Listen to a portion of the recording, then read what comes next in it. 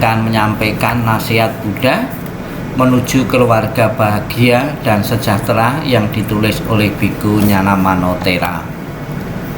Kisah Kala Yakini, kebencian istri kedua. Ada seorang laki-laki berumah tangga mempunyai istri yang mandul. Karena merasa mandul dan takut diceraikan oleh suaminya, ia menganjurkan suaminya untuk menikah lagi dengan wanita lain yang dipilih olehnya sendiri. Suaminya menyetujui, dan tak berapa lama kemudian istri muda itu mengandung. Ketika istri mandul itu mengetahui bahwa madunya hamil, ia menjadi tidak senang. Dikirimnya makanan yang telah diberi racun, sehingga istri muda itu berkeguguran. Demikian pula pada kehamilan yang kedua. Pada kehamilannya yang ketiga, istri muda itu tidak memberitahu kepada istri tua. Karena kondisi fisiknya kehamilan itu diketahui juga oleh istri tua, berbagai cara dicoba oleh istri tua itu agar kandungan madunya itu gugur lagi, yang akhirnya menyebabkan istri muda itu meninggal pada saat persalinan.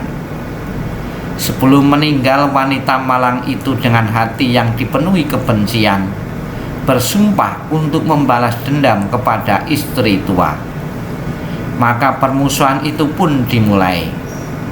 Pada kelahiran berikutnya, istri tua dan istri muda tersebut terlahir sebagai seekor ayam betina dan seekor kucing.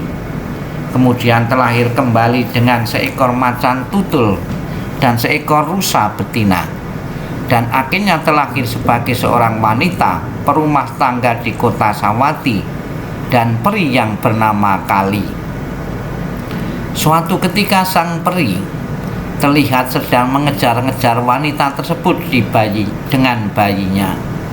Ketika wanita itu mendengar bahwa sang Buddha sedang membabarkan dhamma di wihara Jetawana, ia berlari ke sana dan meletakkan bayinya di kaki sang Buddha sambil memohon perlindungan.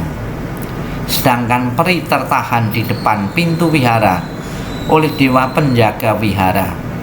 Akhirnya peri diperkenankan masuk, dan kedua wanita itu diberi nasihat oleh sang Buddha.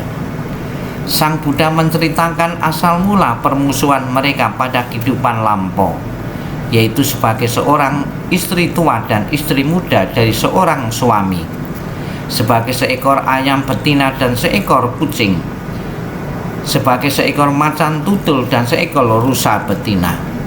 Mereka telah dipertemukan untuk melihat bahwa kebencian hanya dapat menyebabkan kebencian yang makin berlarut-larut. Tetapi kebencian akan berakhir melalui persahabatan, kasih sayang, saling pengertian, dan niat baik. Kemudian sang Buddha membabarkan syair kelima berikut ini. Kebencian tak akan pernah berakhir apabila dibalas dengan kebencian. Tetapi kebencian akan berakhir bila dibalas dengan tidak membenci. Inilah satu hukum abadi. Kedua wanita itu akhirnya menyadari kesalahan mereka.